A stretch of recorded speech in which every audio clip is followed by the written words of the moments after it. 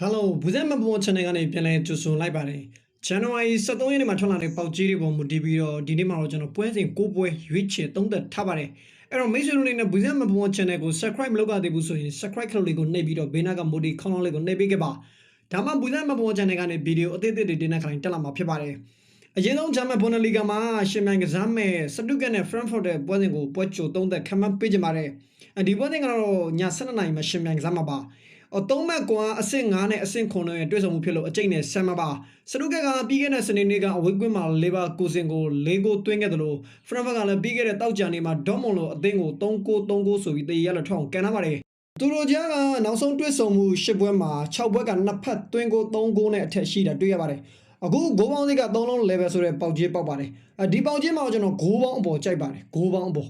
်โอเคနောက်တဲ့ပွဲကတော့ main နဲ့ high down ဟိန်းတို့ရဲ့2နိုင်မှာရှင်မန်ကစားမဲ့ဂျာမန်ဘွန်ဒလီဂါပွဲပါ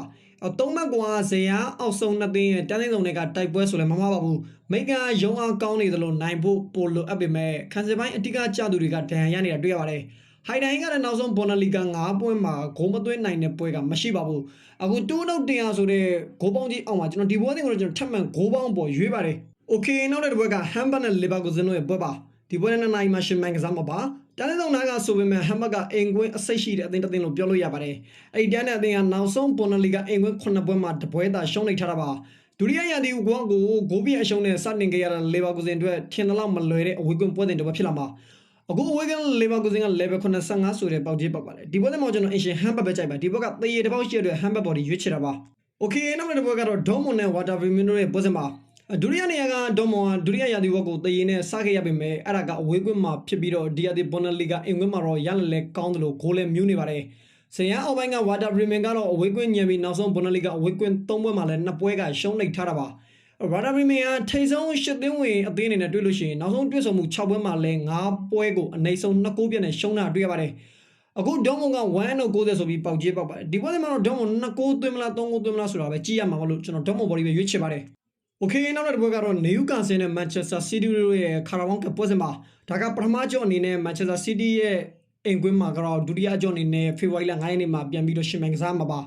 ါပြီးခဲ့တဲ့နိုဝင်ဘာနောက်ပိုင်းပရီးမီးယားလိတွေ့ဆုံမှုတုန်းကနယူကာဆယ်ကအင်ကွင်းမှာပဲမန်ချက်စတာစီးတီးကို2-1ဆိုတဲ့ရလဒ်နဲ့အနိုင်ယူထားပါတယ်စိန်ကျင်းပါမှာပြန်ပွဲတော့နောက်ဆုံး73ပွဲစလုံးမှာမရှုံးခဲ့ပဲတဲ့10ပွဲနိုင်ထားတဲ့နယူကာဆယ်ရဲ့လက်ရှိအင်ကွင်းချီကလည်းအတော်လေးအထင်ကြီးစရာကောင်းပါတယ်နောက်ဆုံး၄ပွဲမှာတပွဲသာနိုင်ခဲ့တဲ့မန်ချက်စတာစီးတီးကတော့အင်ကွင်းကောင်းတဲ့အသင်းတွေနဲ့ဆိုရင်တိုင်ပတ်တာတွေ့ရပါတယ်ဂွာရီလိုရဲ့အသင်းကနယူကာဆယ်နဲ့ဝင်းကွင်းတွေ့ဆုံမှုနောက်ဆုံး5ပွဲမှာလည်းတပွဲသာအနိုင်ရရှိထားတာပါအခုမန်ချက်စတာစီးတီးက level 60ဆိုပြီးပေါက်ကြီးပေါက်ပေမဲ့ကျွန်တော်အင်ရှင်နယူကာဆယ်အသင်းကိုပဲကြိုက်ပါတယ်โอเคနောက်တစ်ပွဲကတော့ရိုမာနဲ့တိုရီနိုတို့ရဲ့ပွဲစဉ်မှာဒီဘက်က2:30အချိန်မှာရှင်ပြန်ကစားမှာပါပြီးခဲ့တဲ့စက်တင်ဘာစီးတီးရဲ့တွေ့ဆုံမှုတော့ကတိုရီနိုဟာရိုမာကွင်းမှာတလုံးတည်းသောဂိုးနဲ့နိုင်ထားတာပါဒီချိန်ရိုမာကွင်းမှာလည်းတိုရီနိုကခန်းစစ်အသားပေးတံမြန်တိုက်စစ်နေမှာရင်ဆိုင်မှာပါသူတို့နှစ်သင်းကနောက်ဆုံးတွေ့ဆုံမှု9ပွဲမှာလည်း6ပွဲကနှစ်ဖက်သွင်းကိုနှလုံးအောက်ဖြစ်တာတွေ့ရပါတယ်အခုဂိုးပေါင်းစိတ်ကနှလုံးနှုတ်60ဆိုပြီးပေါက်ကြီးပေါက်ပါတယ်ဒီပွဲစဉ်ကိုတော့ကျွန်တော် body မရွေးပါဘူးဂိုးပေါင်းအောက်ကိုရွေးပါတယ်โอเคနောက်တဲ့ပွဲကတော့လီယိုနာဆာနဲ့ဘီဘာအိုတို့ရဲ့လာလီဂါပွဲစဉ်မှာ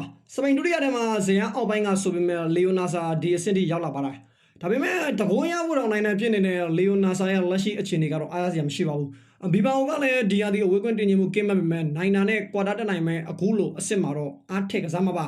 အခု1:30ဆိုတဲ့ပေါက်ကြီးပေါ်မှာကျွန်တော်ဝင်းတင်ဘီဘာအိုပဲကြိုက်ပါတယ်ဘီဘာအိုအနေနဲ့တလုံးအတာလောက်တော့အနိုင်ရမယ်တဲ့ဘီဘာအိုဘော်ဒီကိုရွေးချယ်တာပါโอเคနောက်တစ်ပွဲကတော့ဆိုစီတက်နဲ့အိုဆာဆူနာရဲ့ပွဲစဉ်မှာပြီးခဲ့တဲ့နိုဝင်ဘာနောက်ပိုင်းလာလီဂါတွေ့ဆုံမှုတုန်းကဆိုစီတက်ကအဝေးကွင်းမှာတော့အိုဆာဆူနာကိုတကိုး3-9ဆိုတဲ့ရလဒ်နဲ့အနိုင်ထားတာပါလက်ရှိမှာလည်းဆိုစီတက်ကနီးပြအသစ်လက်ထက်2ပွဲမှာအတလက်တီကိုတရေကျပြီးတော့ဂီတာဖေးကိုနိုင်ခဲ့တယ်လို့အခြေအနေအရန်ကောင်းနေပါတယ်။အိုဒါဆူနာကတော့လာလီဂါမှာဆိုဝေးကွင်းရှုံးပွဲဆက်နေတာပါ။အခု level 100ပေါက်တဲ့အင်ရှင်ဆိုစီတက်ကိုပဲကြိုက်ပါတယ်။ဆိုစီတက်အနေနဲ့တရေမကျနိုင်ဘူးအနိုင်ကစားနိုင်မယ်ထင်တော့ကြောင့်မို့ဆိုစီတက်ပေါ်ဒီကိုရွေးချယ်တာပါ။